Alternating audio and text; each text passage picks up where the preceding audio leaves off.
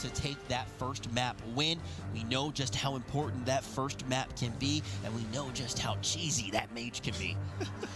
I mean, it's tough. You know, we joke about it, but numerically speaking, if that Mage, especially with Dilemma performing, like if they perform well, it's really tough to overcome that obstacle. We saw it happen, you know, in the last week.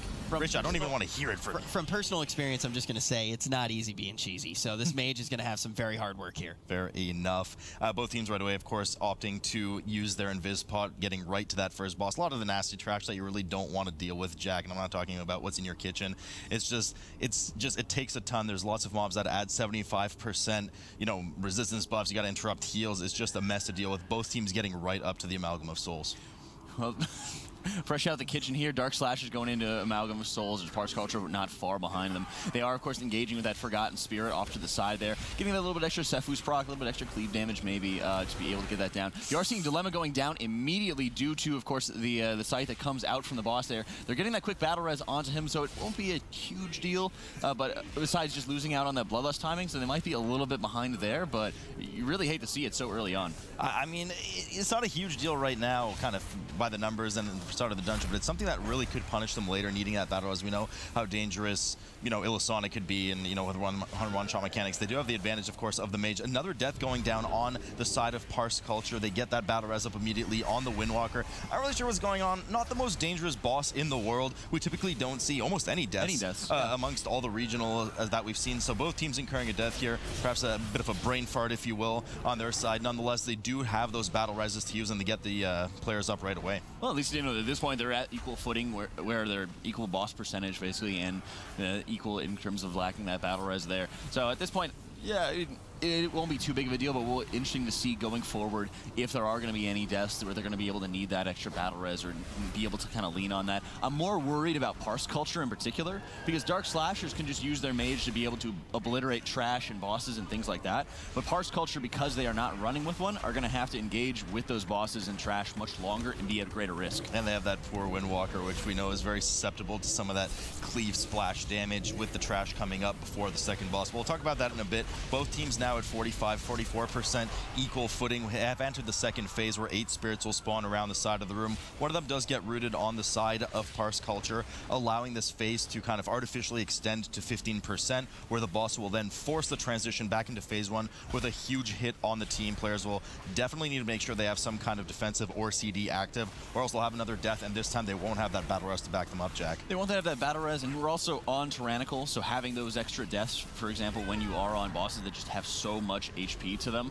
you know, even if you're having a death that's not going to, you know, be wipe worthy, it's still going to put you behind so much further because it'll be taking so much extra time to be able to get the boss down and be able to deal with here. So they really got to make sure they watch that soul, because I believe they did actually have that soul go into the boss very closely, because the cast started just a little bit over, but thankfully no deaths. Thankfully no deaths, indeed. Both bosses now reaching that sub 10% mark, after which they will start the RP, and, you know, the teams will have a moment to just recollect themselves before getting up to the first spire in the Black Rook Hold. Dilemma kind of hovering around that 50% mark, having a bit of trouble getting out of that Grievous stack on the side with Edelweiss.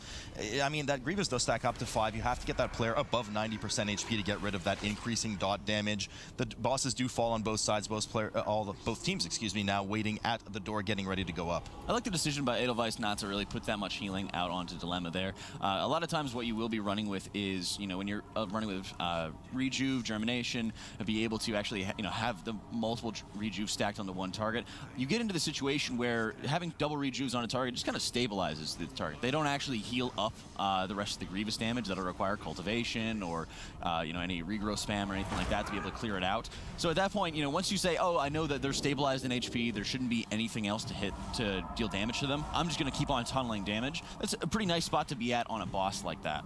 Both teams heading up to the spire right now. Tons of small spiders in this area. They apply a dot when they melee the tank with that shadow damage, so you want to make sure you get that dispel off and on the tank. This is why you see the pre-AMS come up on Jason. FOTM, of course, we know that stands for Flavor of the Month for that, the Strength of the Blood DK here. A lot of bursting damage on the teams. They do stabilize, and now they'll be working their way upstairs over to the larger spider and then into the hall. Big pull coming here for Dark Slashers, though. Very scary to see, because they have all of those smaller spiders that are dealing with all at once, having to to deal with all those huge bursting stacks as they're engaging with the rest of the trash packs here. A lot of pressure being put onto Edelweiss there as she does go down there. Be able to make sure you're keeping everybody up, and it's a ton to deal with. So right now, you know, she has some time to be able to get back up the stairs, get back with the group before more bursting stacks go out, but that time window is very limited. Yeah, and you know, do largely well to deal with the bursting there, but there was a bit of a reapplication later, which caused the bursting to extend way beyond that 4-second timer, ultimately leading to that healer death. Does well, of course, to release immediately. We do have the checkpoint at that first boss room, runs back up, uses the dash on the Druid, and gets back into shape. Fortunately, no more deaths during that time. Parse Culture is obviously working in a more traditional route, a bit slower with that big spider and that first patrol pull.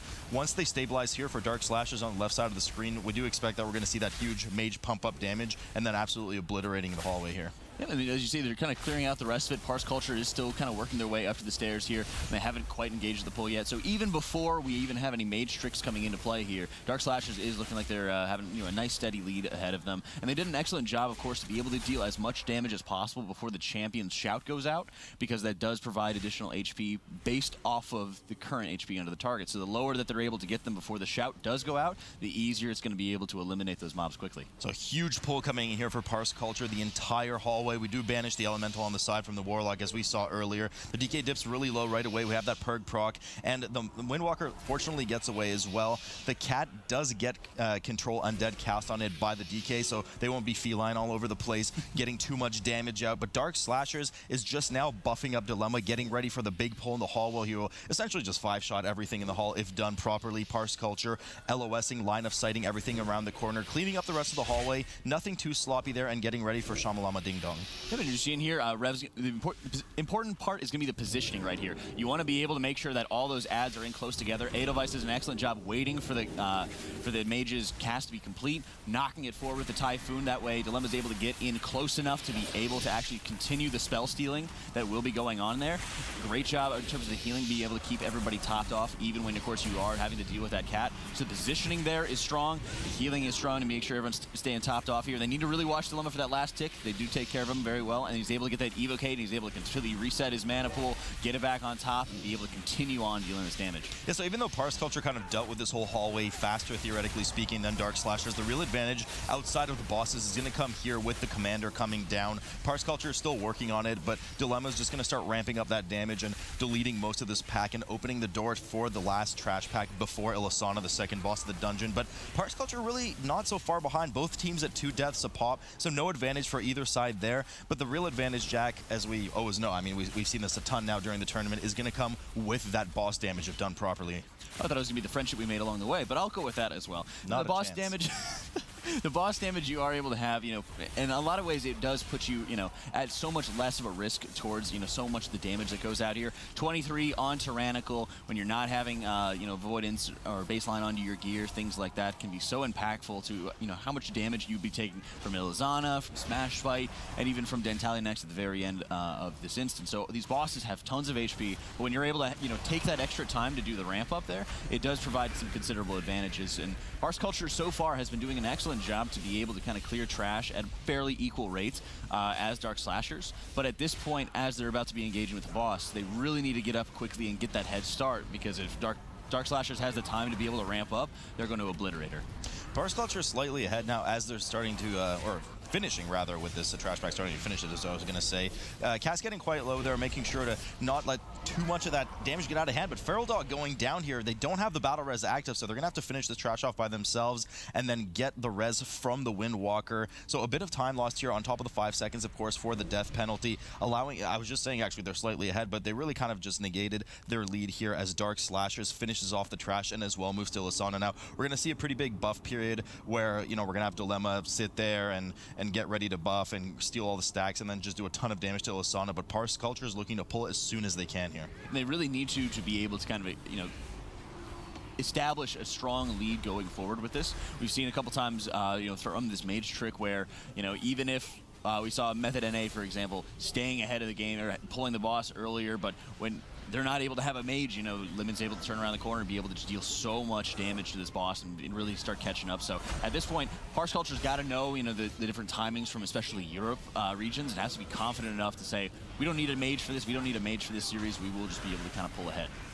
Team doing really well there to deal with that that kind of fell rush, the dark rush there, making sure that not too much of the real estate is taken up in the area. The mobs do spawn now as they're kind of pulled out. Second phase here for Ilisana for Parse Culture, but here comes the mage damage train over on Dark Slashers in just a moment as they pull the boss. We see Dilemma just start skyrocketing above the other DPS, getting all of those Arcanist spell stolen stacks in, and just outputting as much damage now.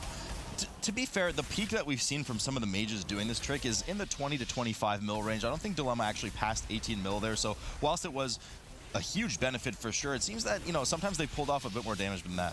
They have indeed, but at this point, the biggest thing is not about being, you know, the fastest time, it's just being faster than, of course, their opponents. You are still able to have that buff prolonged here as he's getting his next Evocate in, continuing with the spell stealing, and at this point, he's consistent, right? He kind of peaked out at 17 million. He stayed there for quite a long time. Edelweiss doing an excellent job making sure there's such huge, consistent healing staying on top of Dilemma here.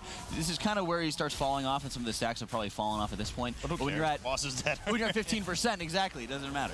The boss about to fall indeed over Dark Slashers, so this is the lead we were talking about, 30% difference between the two teams, but Parse really not out of this completely by any means. There's still a lot of dangerous trash coming up. We will see the Mage doing this kind of trick on a Smash Blade, of course, and Italian Axe at the end, but there's a lot of trash in between. You can certainly, you know, have some problems with the gauntlet leading up to the third boss, so we'll have to see how the rest of the trash works out, but Parse Culture not too far behind, and we do have a death coming over from Malene as well, something you don't want to see. Fortunately, the checkpoint is right here for the teams. They don't have to waste a lot of time rezzing or even battle res. Well, they do have their battle res active, but they're fortunately able to just release right now and start heading up to the rock stairs of Mordor.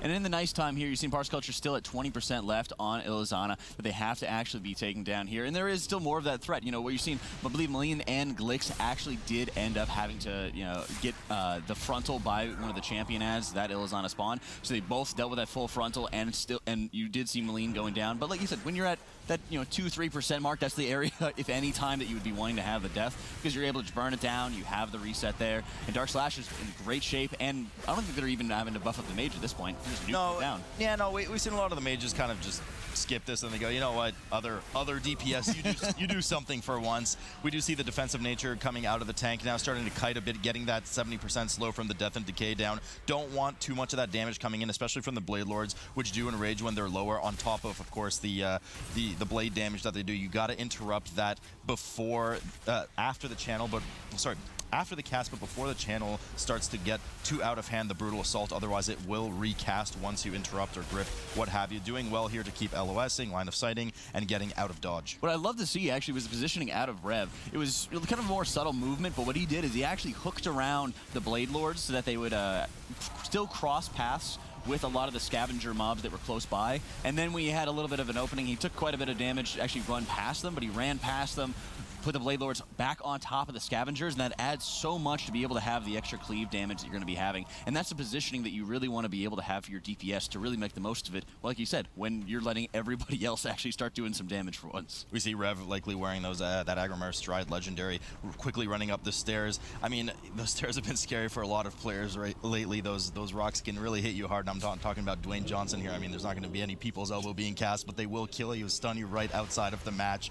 Parse Culture doing the same pull downstairs that we just saw from Dark Slashers, and now the remainder of the dangerous trash, I would say, comes with this gauntlet. Some teams opt to kind of pull it here into the central foyer area, nuke down the Sigs Dominators, make sure you're stunning and interrupting them as much as you can so they don't get their AoE buff out. But Jack, the most dangerous here is the Sick Bats cast that these Dominators do on one player that causes this immense amount of small ads to just turn around and smack a player, as we see these eyeball debuffs above Malene and the Dilemma. Yeah, and the positioning here is what is really making it so it's much easier for them to be able to survive, because the bats are all coming from Smash Bite's direction. They're standing on the exact opposite side, making sure that if any of those bats want to start coming towards Edelweiss, towards Malene, or Dilemma, that they actually have to pass through the melee, they have to pass through the tank to actually be able to actually reach to them, so that gives you the opportunity to have group-wide stuns, slows going out to help prevent that, and it makes it so much cleaner to be able to pull off here. So excellent job in positioning. So we're going to have about a 10-minute AFK now where Dark Slashers prepares their mage damage. Parse Culture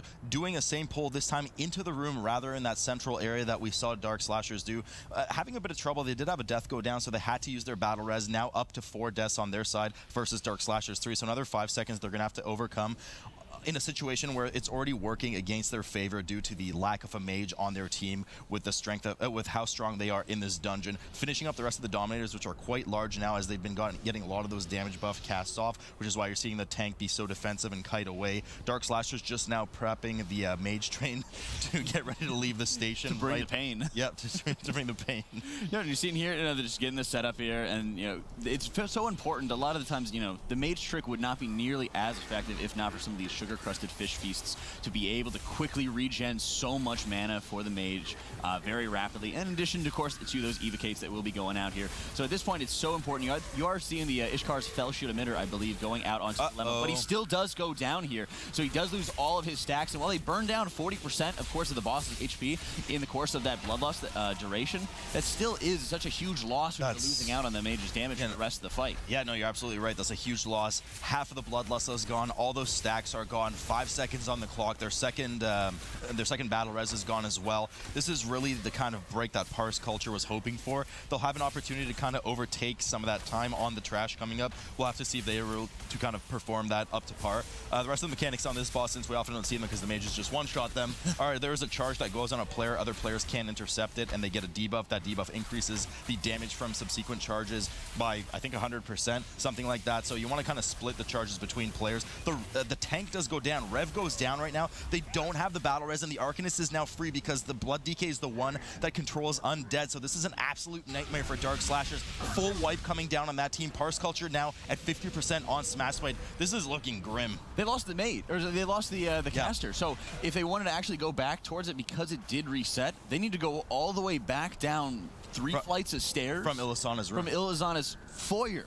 To be able to get back up there. That's a disaster for them. Yeah, so I mean, yeah, because they're resing here, they're not releasing at the checkpoint. You're absolutely right. So that's a huge problem for the last boss too. They're gonna have to play the rest of this dungeon like common mortals. The rest of the people who don't have the mages play. Parse Culture looking in a really prime position right now. Smashblade is reaching the last third of his health. Not doing so well with the kind of guanos, spawning rather much of a satanic circle, if you will. Satanic star in the middle of the room. Yikes, not what you want to see from these teams.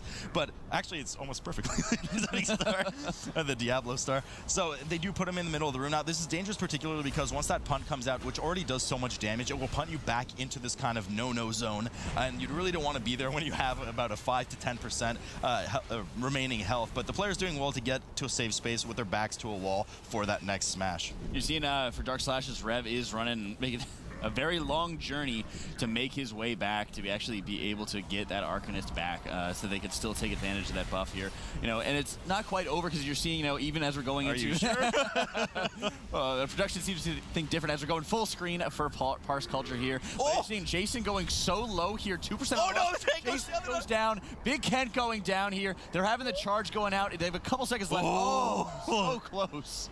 Smashblade with a vengeance, almost wiping both teams here. Fortunately, was low enough for Parse Culture to just finish off the last few percent of the boss. There's, of course, that Haymaker on the boss that we often don't talk about because, well, frankly, it never gets to that point where if he reaches 100 energy, he will actually cast Haymaker on the tank, increasing the tank damage taken by 100% for, I think, like 8 to 10 seconds, which is what you saw there. So much damage coming in on the tank. Fortunately, no wipe from them. Parse Culture will now pull this entire hallway, this whole, entire stairwell up with the Swordsman and, of course, the Lancers as well, opting to get out of that Raven's Dive, the Swirly, making sure you don't get that 5-second stun, and, of course, the Coup de Grace.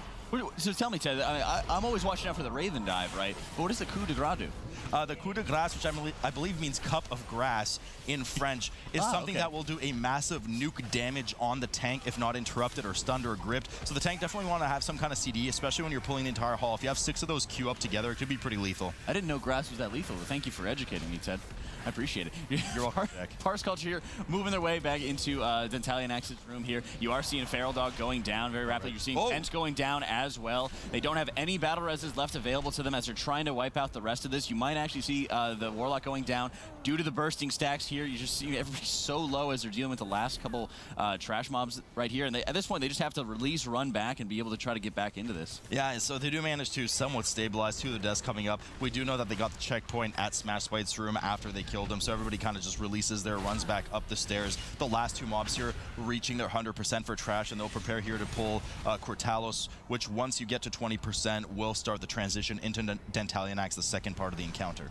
Yeah, and at this point, Parse Culture is just waiting for the Warlock to be able to get back into the group here, and this would be some of the opening that Dark Slashers really needs, and they do still have, of course, the cat that's left over here. So they might just look to, kill the cat as quickly as possible. Yikes. Once they do get, once they do, of course, get buffed up by Dentalian Axe, once they pass through that first Shadow Ball volley there.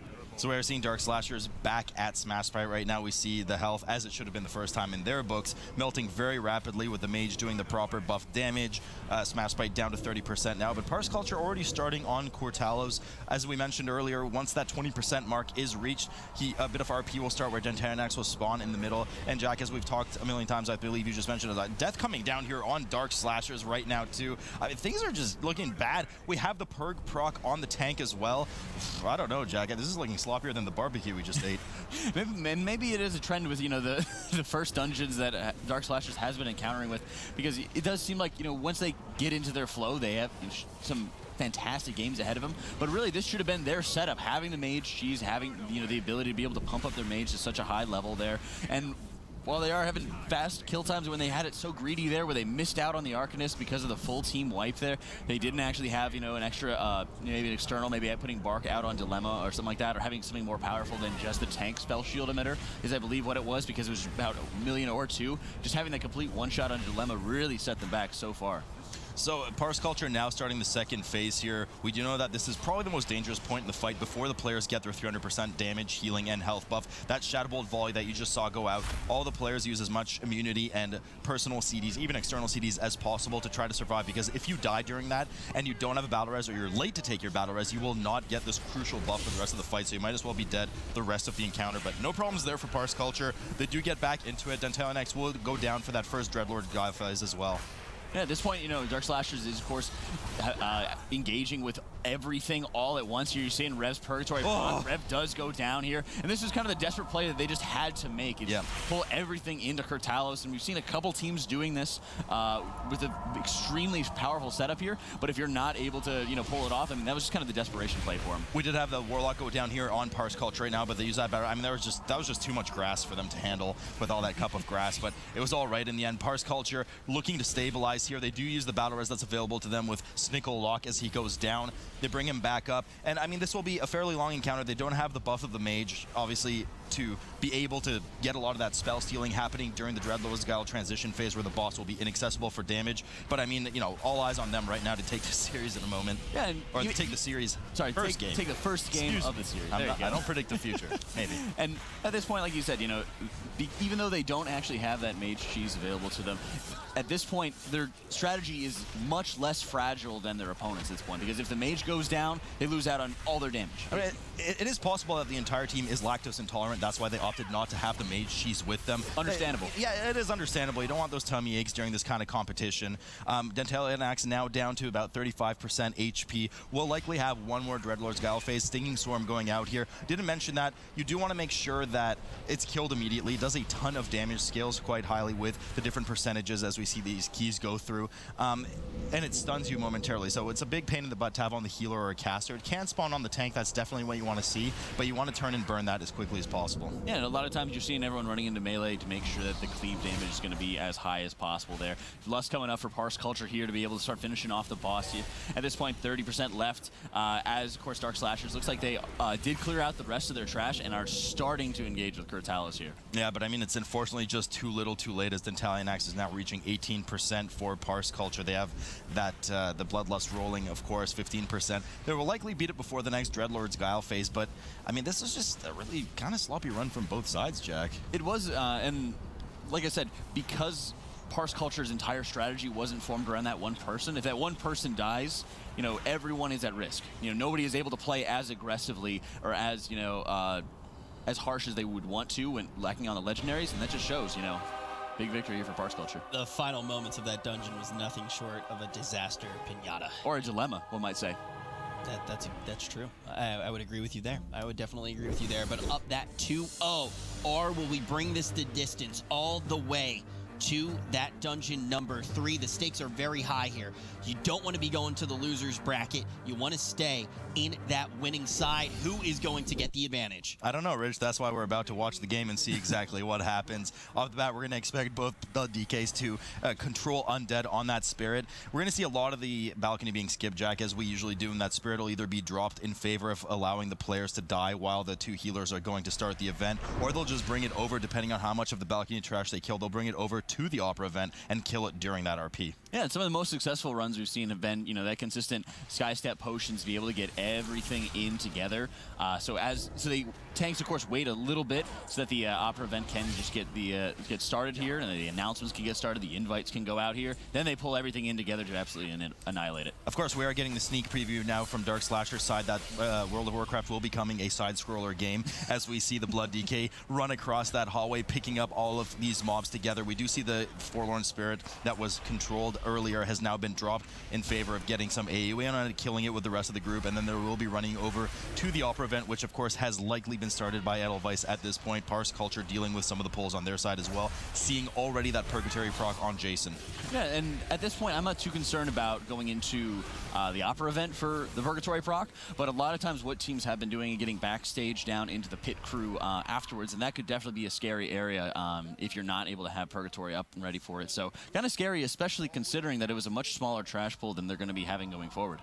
Yeah, so we do move in here now. We do know we have Beauty and the Beast here, all of the kitchen appliances, which of course include... Just like you and me. Yes, absolutely. You're very nice to say that, Beast. And we do see in this pool that we have all the kitchen appliances, which of course include the mop and that kobold, which is apparently a kitchen appliance. Now the players do have to choose which one of the 3 they're going to kill first, including Mrs. Cauldron. Once they down those 3, they will have access to Bablet, the stove, which is kind of the main boss of the encounter. Now, Jack, when you kill one of these mobs, though, the other 2 do heal up. So outside of trying to gain any potential single target damage, you do literally lose a lot by trying to cleave and pad those meters. Yep, and you see, you know, both teams here putting the focus out onto Mrs. Cauldron's, having to watch out for that spam cast soup spray here. Interesting to see that Parse Culture isn't actually taking advantage of their bloodlust here, as you're seeing Cass going down very low. And Feral Dog was actually killed and then rezzed very quickly here. So I am wondering if, especially because of the fact that it's so early and they haven't actually used their bloodlust, are they just not going to bother and die very quickly and reset to try to get this going again? I mean, if they're going to reset it, they should have done it by now. They're still trying to kind of like fondle through the rest of this encounter.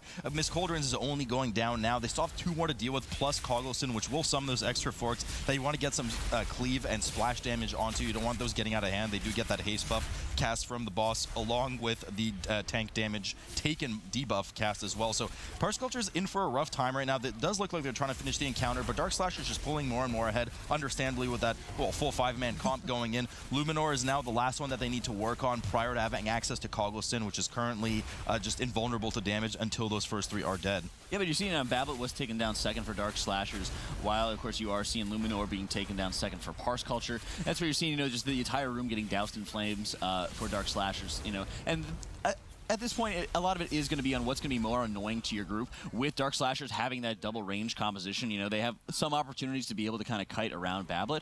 But if you're able to more easily kite it around, and you want to make sure that, you know, your Mage or even your Hunter are going to be able to stand still and work with the smaller and the reduced positioning, as Luminor, of course, is going to be the last one to kill, it does make sense to be able to take down Bablet going after that. And now they're going into Coggleston. Now, the one kind of silver lining of all of this issue that Parse Culture is having is that they don't, well, there's not really much of a silver lining left. I'll retract my current statement, as the healer does go down.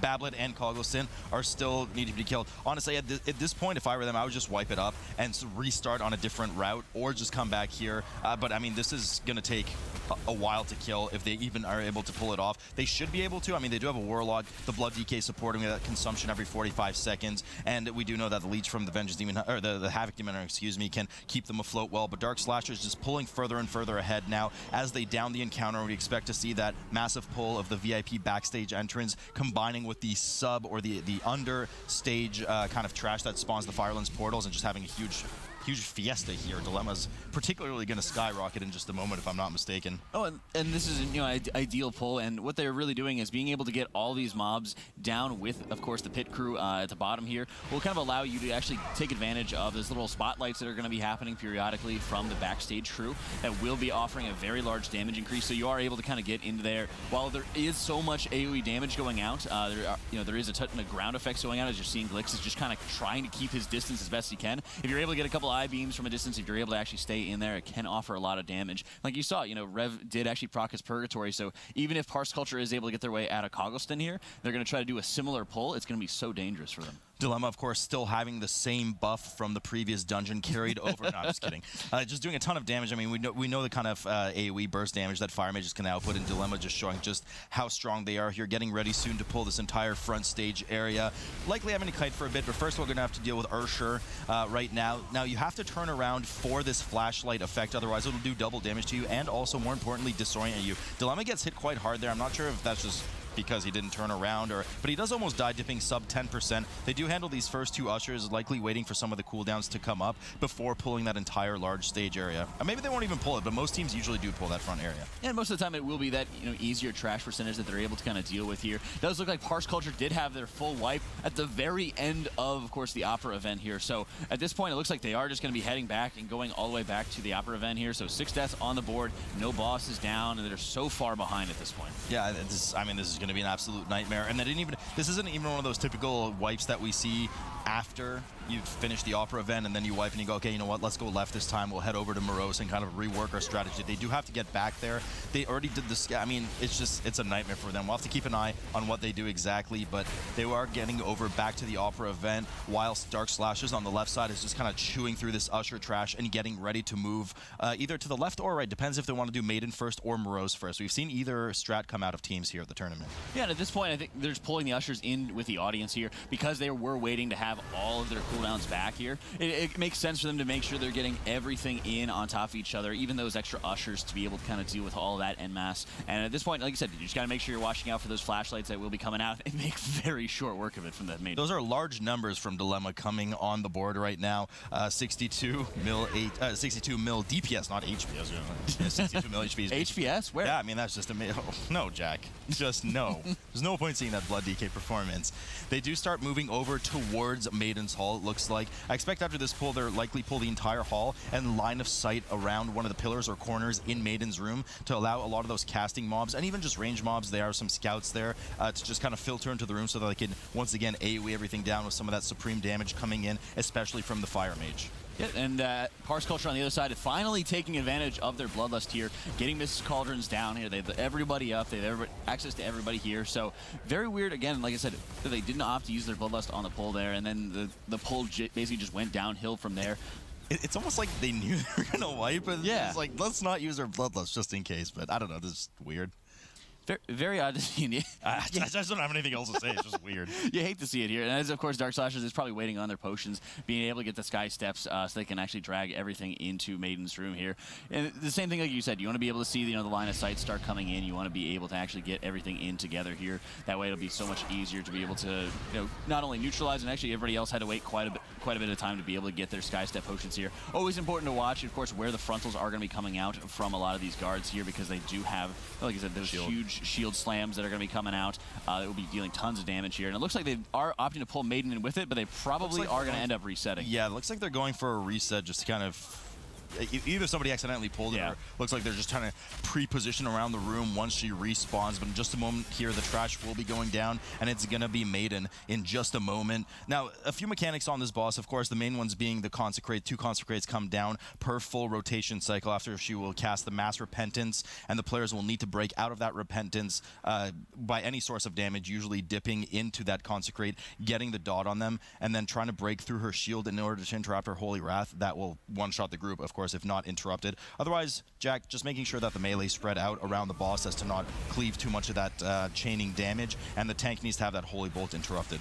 Yeah, but you see in here, they are kind of watching their positioning, so they will have those opposite sides. Holy Bolt does drop Malign down 50%, and while that's not gigantic damage to the first target it hits. If it ever actually splits off onto the second target, it will basically one-shot them, so it's very important to make sure you're able to spread out there and also have some clear lines as to where everyone's going to run out those consecrations that are going out.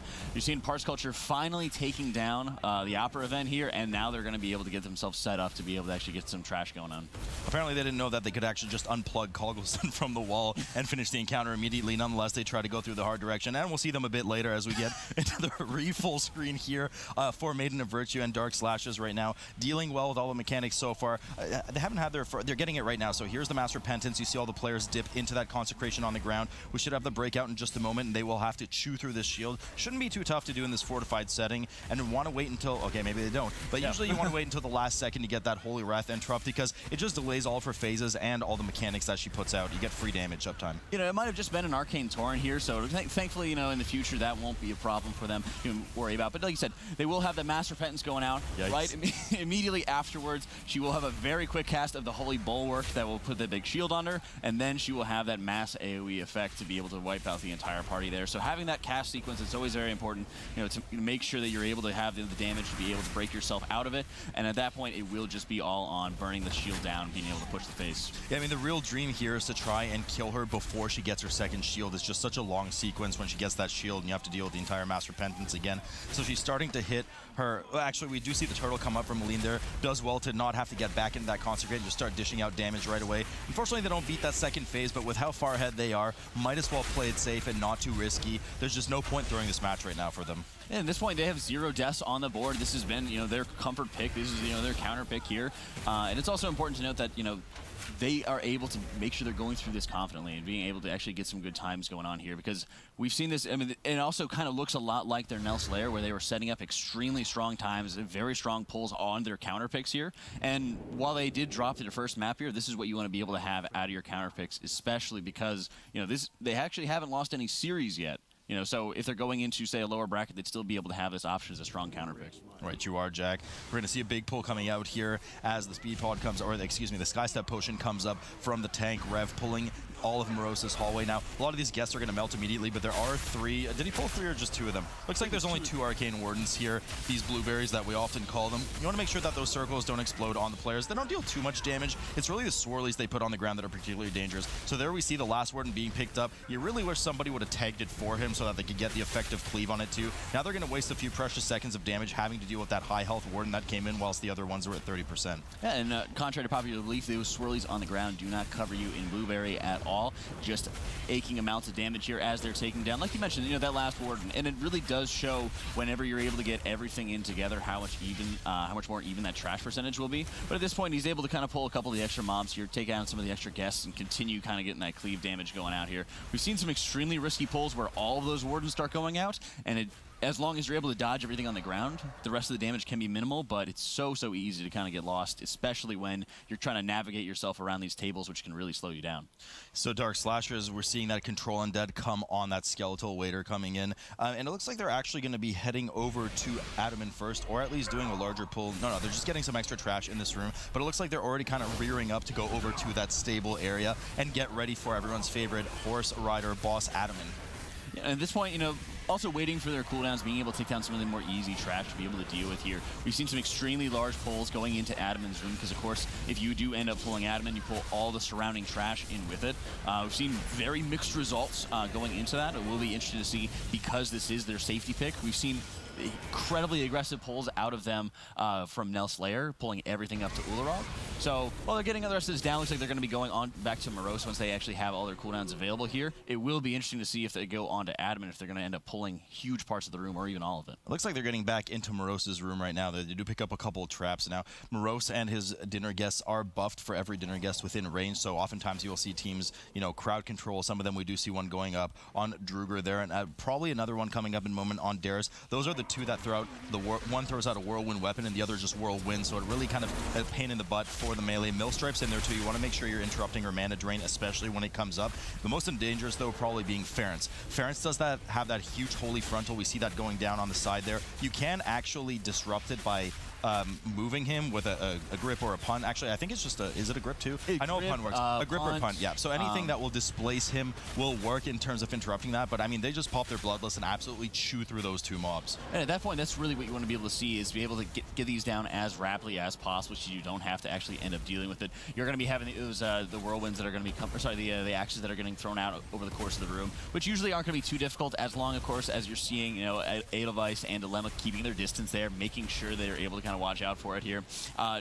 Always important to note is the Garrote's constantly going out. The first one will always end up going to the healer first, and then it'll start going around the room onto the rest of the targets going out here. Very important to watch out for all those battle axes that they are just starting to close in on the entire group here. But at this point, they're able to kind of keep on cleaving damage onto, you know, Darius a little bit for resources if need be, but at this point, they're just tunneling Morose. And Darius is just trying to ask the group a question right now, but they're doing well to move away from those whirlwinds. In the meantime, Morose, our skeletal host, really has a bone to pick with the rest of the group for interrupting his dinner party right now. One of the mobs, I believe it's Druger, still remains on top of the stage. They're likely just going to leave him CC the rest of it. One of the advantages that bringing a hunter to this encounter has, they don't get broken out of that hunter trap when Morose forcibly breaks the rest of the CC out on top of his stage. So a bit of a freebie for them in that sense. Morose going down now almost as fast as Darius. At this point, it's probably just the passive cleave going on Darius with all the ignite spread and of course the cleave from the melee as well. But Morose was likely going to die here before Darius does. One would always hope. At 2% here onto Morose for Dark Slashers, taking him down. And again, 0 deaths so far as we've been playing extremely cleanly. 6 deaths here for Parse Culture going forward into it. They do have Morose down and are well positioned to start working on it. It looks like it's actually 8 now, unfortunately. So they're just kind of racking those up. We don't know what's happening, but likely it's not good at the moment. They're having some struggles with this dungeon. Now we do know what's happening. They do have a couple deaths here. We see that they have 0 battle reses on the screen, which is what their 7th and 8th deaths were. They likely use those 2 battle reses to res the members, have a full 5 strings, while Maiden of Virtue is sub 20% on them. Dark Slashers here, we'll have to see. It looks like they're starting with a more modest pull, but we do see some teams run in and pull Adam in right away, which will aggro the entire stable area, and then you kind of run out, funneling all the mobs in line of sighting them and just killing them with huge damage as they come in. So we'll see if they're going to try to pull off that kind of pull here. Yeah, and one of the things is because we are, are in this fortified setting, you really need to make sure you have all of your cooldowns available to you when you're going through this. So, making sure that even if they are going to be doing a modest pull here, many times I would have liked to actually have them go through the smiths first, because they usually are a lot more painful to deal with than any of the horses here. But we'll see. I mean, at this point, they really can just take it piecemeal. They really can just take it slow and not have to worry about going for these, world best or realm best times. So they're doing well spread out here, of course, with that AoE splash from those circles that come down from the mobs in this area. There's about 4 or 5 more packs outside what they're pulling here. The reason they're dealing with these journeymen on the side first is they're particularly dangerous. They have some abilities that just do a ton of AoE damage to the group. So if you're to pull it with everything, which is why you see a lot of teams fail with this pull, there's just sometimes way too much damage, even for the healers popping CDs to just deal with, especially if people aren't spreading properly. We might see a big pull coming up after this pack, but also we've seen some teams, Jack, do a full pull on top of the boss and just pop everything. They don't have Bloodlust available though, so I'm not sure if that's something they'll want to be trying. At this point, when they have 2 battle reses available, they haven't had any deaths, it does look like they're posturing themselves to actually start going after it here. So it definitely will offer, that additional cleave, and especially when you're going to have, Dilemma putting up such huge numbers on a lot of these mass trash pulls. They've taken care of some of the most lethal trash going into it, so they should be well suited to be able to deal with the rest of this. And I mean, here it is, they're saddling up and pulling everything in this entire area. The AoE grip's going to come pinpoint right on top of Adam and getting as much damage in as they can, wanting to make sure to get rid of all that trash before they enter the transition phase on Adam in the second phase here. And they did it. And they did it, so all the trash goes down, but so does Edelweiss. Luckily, they have that res for her. She does come up right away, and we are now in that and goes down right away again as she gets trampled by that horse coming up. Fortunately, they have that second battle res, as we discussed. Team is back at full strength down. They're getting as much damage as they can on Adam to try and prevent him from going down, rather mounting up for another phase once Midnight reaches that 100%, but I don't think they're going to be anywhere close to that threshold. Yeah, we're seeing Vampblood and, of course, Icebound Fortitude going out there for Rev to be able to deal with that shared suffering, that huge damage that's going to be going out onto the entire group. Glix, of course, doing well to kind of step out of there to be able to dodge past it. Then, as you're seeing here, everyone's kind of collapsing on top of Midnight here, because you do have to watch out for the horses that can spawn there, but you also have to watch out by standing in the melee attacks that the boss can just randomly do on anybody standing nearby. So Glix getting the one shot there. It's so scary to be able to stand by, and they almost have another battle res left available to them, but at this point, they are quite a bit ahead of their opponents here, so at this point, they just need to make sure they live and play cleanly. Yeah, I mean, you know, it would have been nice to have one of those battle reses available right now, but just didn't work out for them. Want to make sure you dodge these spectral walls. They will do a ton of damage, likely a one-shot on you, which is why you're seeing the ranged players stack with the boss and the melee as well. That's because those walls spawn anywhere around, I believe, a 30-yard radius around the boss, so they can't spawn right on top of you if you're unlucky enough, if you're standing at a distance. So they opt to just stay in melee, play it safe, and then get ready to burn the boss once it comes out, once it dismounts off of Midnight again, and you can re-enable that second phase. Yeah, and the rest of the team does do well to actually outrange, of course, the boss's stomps here. The boss's stomps will, of course, interrupt you and just deal a huge amount of damage here. So they are standing way out in the corner there at max range to make sure that they're avoiding those as best as they possibly can here. At this point, they just need to make sure that they're able to deal with probably one more shared suffering there to be able to watch out for. And a huge pull here coming out of Parse Culture, and this is kind of the desperate pulls that we've really able to see.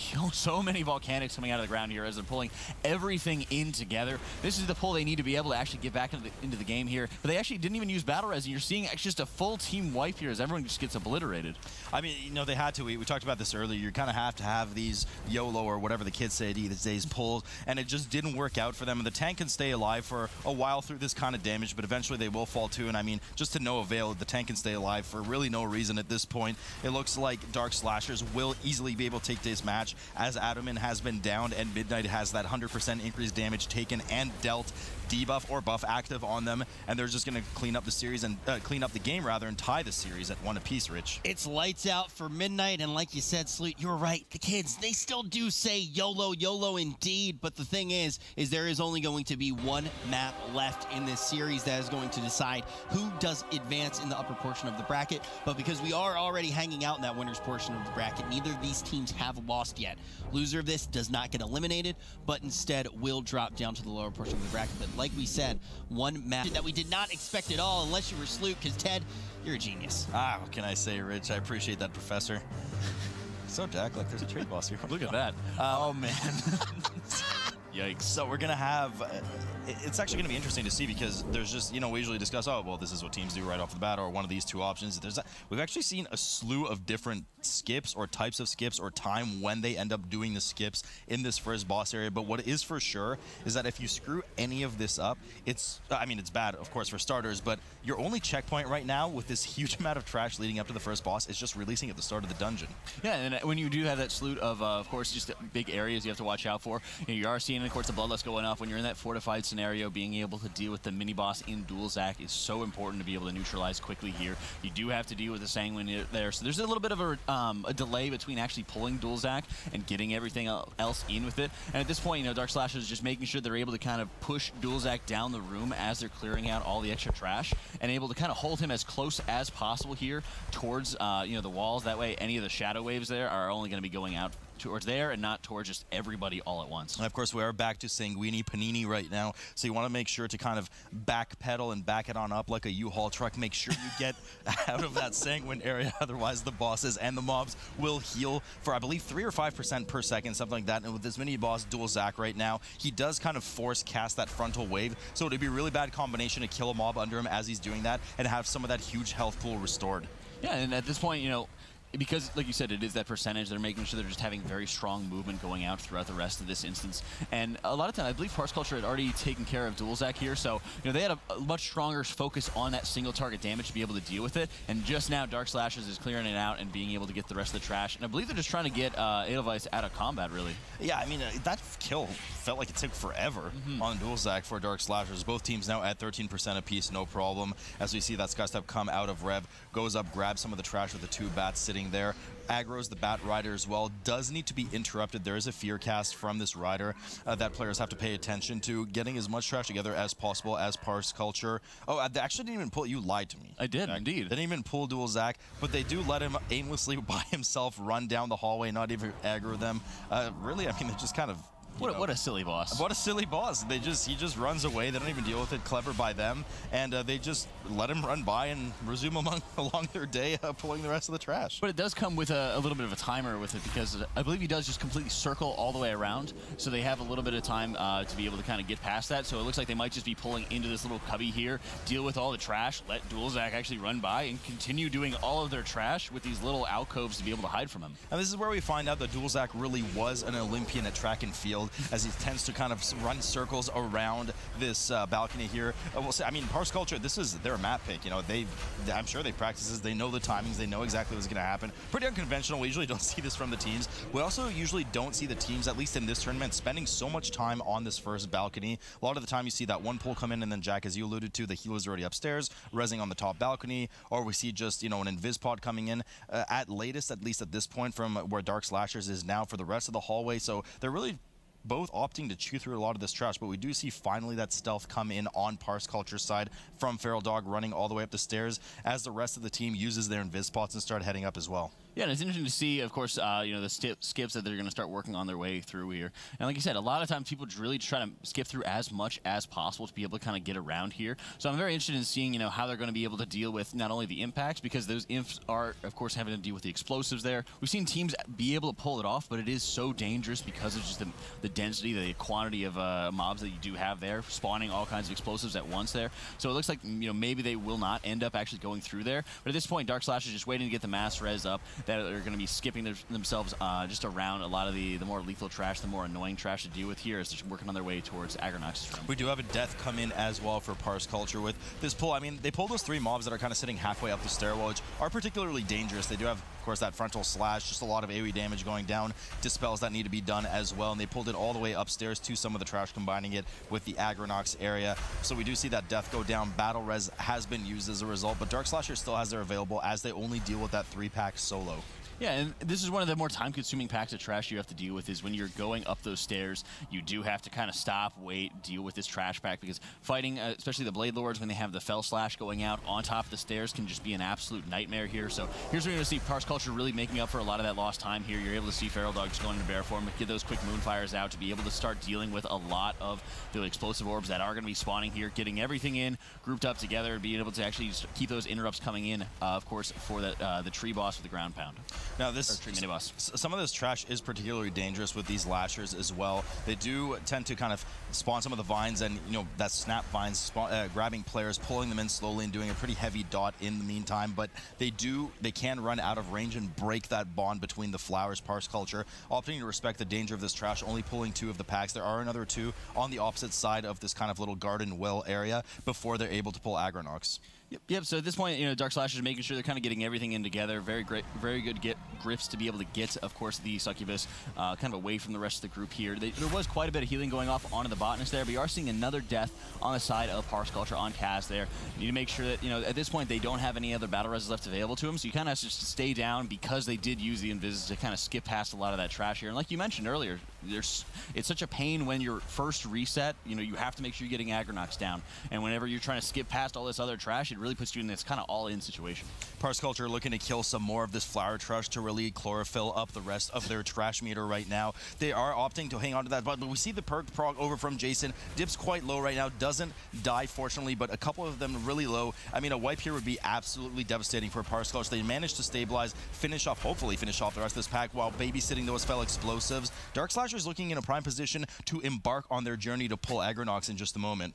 The journey has begun here for Dark Slashers. You know, equal percentage in terms of trash and deaths here, but the fact that they have to take care of this one last flower on the side of Parse Culture just consumes so much time. And we've seen it a lot of times in boss fights, especially tyrannical ones, where they've kind of passed a lot of the lethal mechanics and they can still complete the boss, you know, a man down, but when you're actually having to take so much longer, losing out on 1 DPS, it's such a pain to be able to deal with. And you're seeing it right now in the Fortified instance when they have to deal with this trash and then wait to be able to actually get the res out onto Cass. Jack, did you just say lethal mechanics on this tree boss? My God, that was excellent. I commend you, good sir. Now for Agronox, we do have 2 waves of flowers that spawn. Some of those lashers that, of course, do fixate 1 player each. If they reach you, they will explode for a substantial amount of damage. Players will oftentimes just slow them, AoE grip them, whatever. Nothing too much to deal with. We do have the increasing damage or on the group. We see 2 stacks of that. Mushroom now 3 stacks on the tank. Will also get pumped up, but probably the most dangerous part of this fight is really that succulent lasher that just spawned under the boss. It actually melees for a substantial amount more damage than the boss does,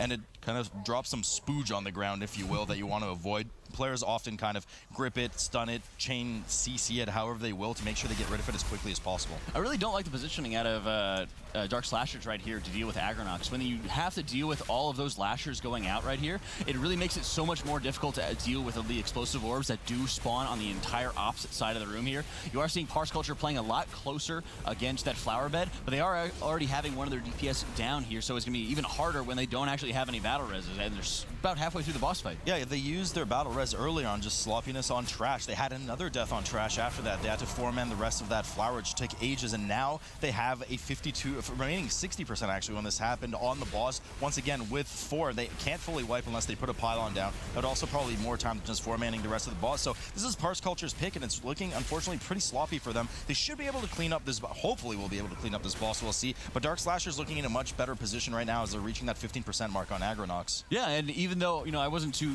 fond of their positioning there, and there was a lot of weird times where Dilemma, the Fire Mage, was actually helping out with the explosive orbs, they did very well to be able to deal with all of those Lashers and the explosives that were spawning from it. So it is a more odd positioning overall, but it really worked so well here. And Edelweiss did an excellent job to be able to, I was going to say to be able to keep everybody alive, but they are dealing with that Succulent Lasher that kind of delayed a little bit before it despawned. Now, fortunately for them, by killing the boss, they did obtain the checkpoint here, so anybody who dies can actually just release back in this room, does not get sent all the way back to the front of the dungeon. Parse Culture's still doing well to stay alive with that 4-man comp as they chew through the rest of the boss. They now as well reaching that 15% mark on Agronox. But Jack, now we're starting to move up to that Trash that you said was particularly dangerous for Dark Slashers as we get into Thrashbite, brother of Smash Spite's room, with a lot of these kind of book casters and the imps. Yep, and at this point, dealing with all these while having to watch out for the explosives is extremely important here, because it does have the potential of slowing down groups, especially if they don't actually have those optimal compositions to really run with it. So a lot of times you're looking towards, the healer, you're looking towards the tank to be able to help deal with a lot of these explosive orbs. But when you have the extra part of Sanguine going out there, when you have the tank responsible for repositioning all the ads to keep them out of the Sanguine and having them working on dealing with a lot of the explosive orbs, it's so much to kind of deal with and so much to balance when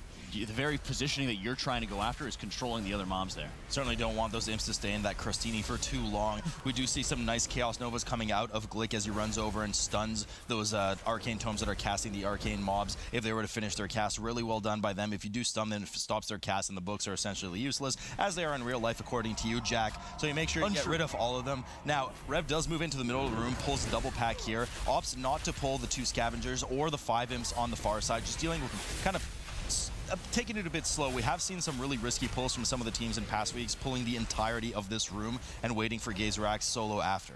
Yeah, at this point, while books are extremely important, which is why Thrashbite must be eliminated here, it is very important, like you mentioned, to make sure you're watching out for a lot of this positioning here. And because it is Sanguine, you do have, that extra complication of the positioning. We've seen some teams, for example, pulling in a lot of the imps into that mini-boss, into another eyeball boss, which I hear is a very, very, very big favorite for you, Ted. But at this point, not being able to have too much in the way of manipulating the ads. They're probably just going to have Typhoon and maybe Mass Grip to be able to move them out before they die, to make sure they're not going to be on anything particular. It just kind of makes sense to kind of pull all the other trash first before they do engage with this mini boss. Now they should pull Gazerax kind of out of the room as they're slowly starting to here, but I would pull it out just a bit more to be safe. You don't want that Sanguini spawning on the ground, because although it's not right where Thrashbite is going to spawn, he can charge one of the bookcases, as we do know later, and you don't want him charging right into or anywhere near one of the Sanguine, as it will heal the boss, and having a few % heal on the boss can be particularly devastating.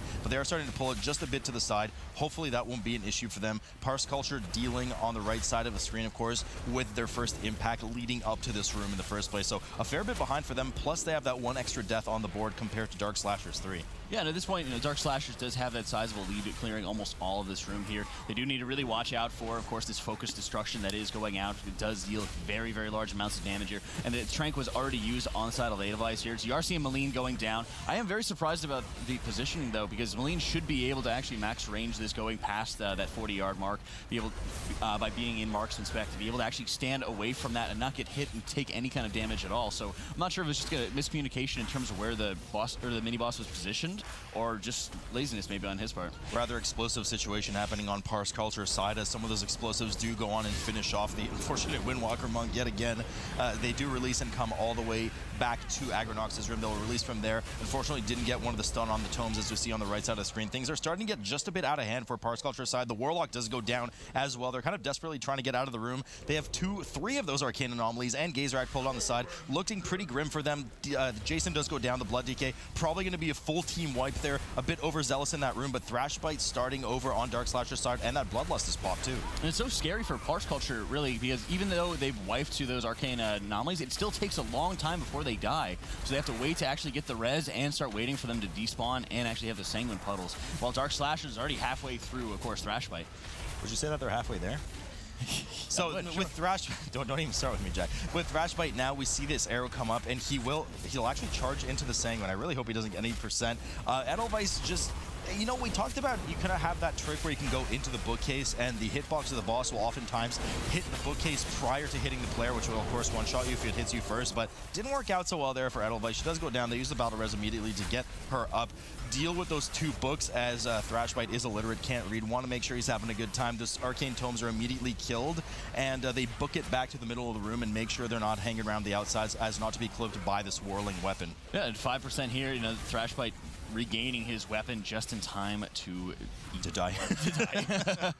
Very interested in seeing how they're going to be going through this pull. It does look like because the group is standing off into the side, they are just going to have the line of sight going out here. They will let the rest of those impacts, of course, just go forward here. It does look like they missed out on some of the scavenger packs, but also they missed out on a lot of the explosives that I was kind of expecting when those mobs are engaged. You'd think that the second they do end up spawning, you would start seeing a lot of explosive orbs, but it has been extremely light for them. I don't think I've seen any. Yeah, I mean, a bit of RNG involved. We're not used to seeing that, of course, oftentimes, but there's a bit of RNG involved with when and how many of those orbs spawn.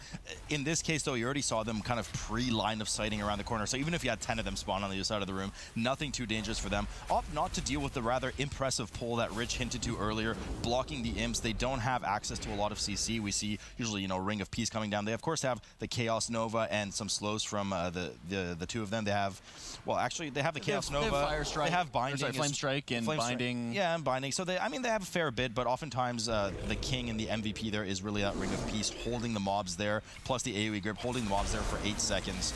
Either way, they opt not to deal with it and deal with the Spider Trash upstairs. Parse Culture working on Thrashbite now, having freshly pulled him at 92%. And it's interesting at this point, you know, they are really just playing Dark Slashers this instance just as if they were going to chest it at home, if they were going to be playing this regular key. We're not seeing any incredibly fancy strategies out of them, which granted really makes sense because this is not their pick, but the scary thing is with Parse Culture is they're falling behind. They've had these wipes, they've had these simple mistakes going on all too often where they're not able to kind of deal with those books, and it does seem like they weren't quite as well prepared as Dark Slashers was for this instance. I mean, Dilemma here is having just a field day when they had those the books coming out that could have spawned the Arcane Anomalies, being able to get the quick Dragon's Breath to be able to interrupt them. They just completely shut those down, whereas on the other side you're seeing Parse Culture having to deal with it and getting another death here and going into Thrashbite.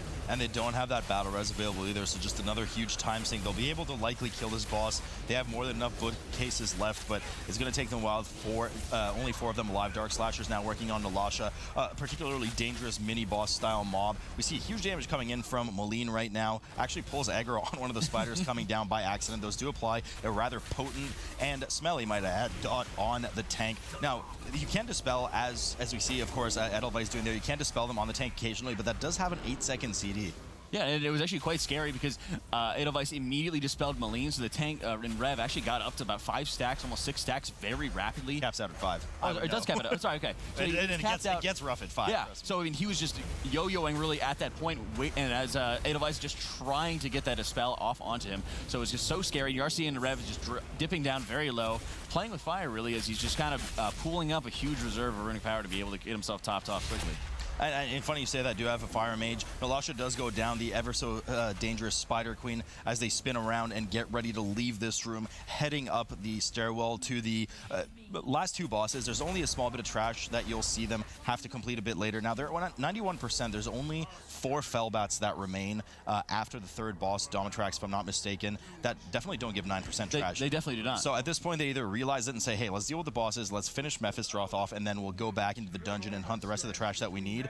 or maybe they haven't realized it, and then we'll see exactly how it'll turn out. Yeah, and I'm trying to think of what's going to be the most optimal path for them to kind of run over towards, because at this point they have cleared out all of the imps through Thrashbite's spiders, and before Thrashbite's room. I don't believe they actually pulled the second set of spiders right above Thrashbite's room. Okay. So I think that might actually be where they're going to go to get that additional percent. That could be their saving grace, but all eyes on Domitrax right now, the third boss of the dungeon. Spawns portals at 90% and 50%. The ones that he spawns at 90%, as we'll see in just a moment here, aren't as dangerous. You do want to kill those portal guardians before they finish their cast, else they will summon a particularly evil, it's not really a Dreadlord, it's kind of like a Fire Lord. But it's like a Fel Lieutenant. Yeah, Fel Lieutenant. So you want to make sure to kill those off quickly, but the imps that they spawn, although seemingly not dangerous, they actually get Fel Bolts all for about 4 to 5 mil. So you want to make sure they're interrupted and that they're meleeing the tank, no one else. Do a fair bit of damage considering how puny they are in size. Domitrax casting his chaotic energy at 100 energy. At 100 energy, yes.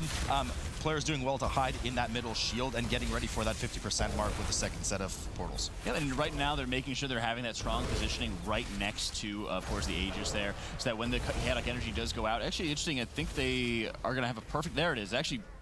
They are forcing the transition early. They're not going to be waiting for the chaotic energy. And like you said, this is usually something that's not as common that they're going to be doing here, because right in the middle, of course, of this phase, you're having the chaotic energy going off. So Rev is actually just sitting in there, popping defensives to make sure that none of those ads are coming near. And you're also seeing the binding shot going down by Malign to make sure that if any of the Shavara do come out, that they will be staying far away here. Edelweiss going down again. The last battle res being utilized. They have probably about a minute before the next one will be back available to them. But at this point, they did very well to make sure that they're getting all of the Shavara tightly packed in together and annihilated. Yeah, the Shavara do an AoE Shadow Whirl that punt players around them away, so you don't want one of those coming into the shield as the players are trying to hide from that chaotic energy. They do well there. Rev, of course, stays on the outside to maintain that aggro. Blood DKs do well with that spike magic damage, popping that Vamp Blood, increasing the size of that anti-magic shield, popping that and easily surviving that explosion from the boss, especially in this fortified, non-tyrannical setting.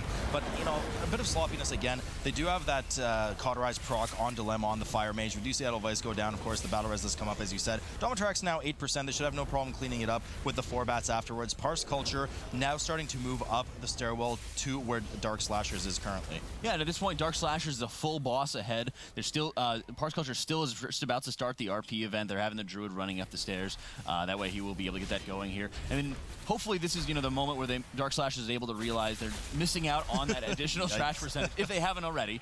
And if they haven't already, they're kind of rewinding and able to kind of look at, hey, where are we needing that extra trash percentage? Because they are a full boss ahead. They are going to be able to have, you know, almost all their trash percentage at this point here. But it's very important, you know, the second that they are able to take down Mephisroth, to be able to start booking it down the stairs and find some kind of trash that'll give them percent. Yeah, depending on how the next 2 bosses play out for Parse Culture and just how well Dark Slashers performs on Mephisroth, I mean, this could be, a bit of a stretch, but it could be Parse Culture's saving grace. They're already done with their trash. They're at 96% now. They'll get the remaining 4% from the bats, the ones that Dark Slashers just killed. Dark Slashers has to deal with Mephisroth, which starts in phase 1 here for 40 seconds. Prime time for Bloodlust, which unfortunately they don't have available to them. But they are going to get as much damage in as they can. Mephisroth is going to go off into his second phase, where the tank, usually, will pick up that Aegis, that shield, and protect Illidan in the middle of the room from Mephisroth's shadows that are casting huge purple balls at Illidan's face, wanting to make sure none of them are soaked by Illidan, else the phase will extend by a few seconds, something that I'm sure Parse Culture would love.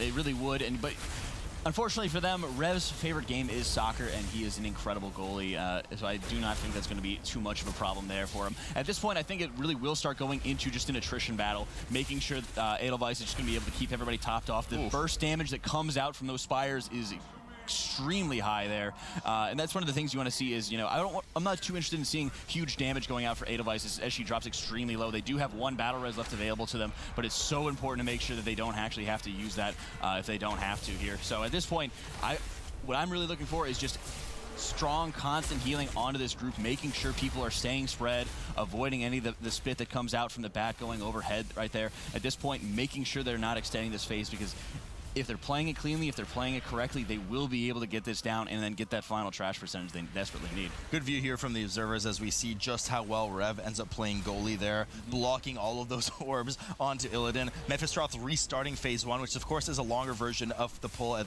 the start, because there he starts with 50 or 60 energy already. Here he will start with 0 energy. Should be able to easily kill the boss within this time frame. We're always keeping an eye on Parse culture. They've already dealt with 2 of the portals. We see 1 left over, Shivar on the side there, but Domitrak's already at 25%. No deaths there to speak on that fight specifically for Parse culture, so they're shaping up well. But Mephistroth already at 30% here, Jack. After this, they're going to have to just head as quickly as they can downstairs all the way. I guess those 2 spiders would be enough, all the way past where Nalasha was before they killed her, and deal with those last 2 spiders. Yeah, and that's gonna, looks like it's going to be the percent they need. You are seeing Dilemma going down. That's the last battle res they have available to them. 10 seconds left on Bloodlust going out for them. At this point, I just want to see just raw healing coming out, because they do have to deal with another set of spires coming up, making sure everyone is playing as defensively as possible here. 7% left, of course, on Mephistroth. They just need to make sure they're burning this down, avoiding the phase, and they need to make sure they're able to get back downstairs, find that last trash percentage they're needing here. So they really have to watch out for these spires if they do run into them, because Glitch does go down. This is something you have to make sure. And anytime boom goes the dynamite. Anytime you're completing this instance and those spires are still up, they're still so lethal there. And at this point, they're kind of just keeping an eye on, like, where is that extra trash percentage. I do believe they've already dropped down and they're still going all the way downstairs, skipping past. They actually did kill the spiders that you thought were up, so they have to run all the way past Thrashbite's room, which they're doing right now. So they have to go all the way down the winding stairs, all the way past his room, and all the way near Agronox's room, where finally they find the remaining trash they need. And they have Bloodlust. Immediately at Bloodlust. We see it on 4 of the members, of course, not on the Mage, which is why you're seeing that cooldown left over. That's only the Mage's cooldown. The other 4 members get Bloodlust, and they're rapidly trying to finish off 2 more mobs to get their last 3%, whilst Parse culture has already started out Mephistroth, but at this point, it's got to be too little, too late, Jack. Yeah, and they get the 99%. They just need to kill 1 individual thing, and they've got it. Dark Slashers finishing up the instance and sealing the series 2-1 with the reverse sweep again. If only it was Arcade. Yeah. I mean... All right, well, the thing is with this squad is they've been able to do quite a few reverse sweeps. They're going to be able to stay alive, and this is the team that was up quite a lot, and they probably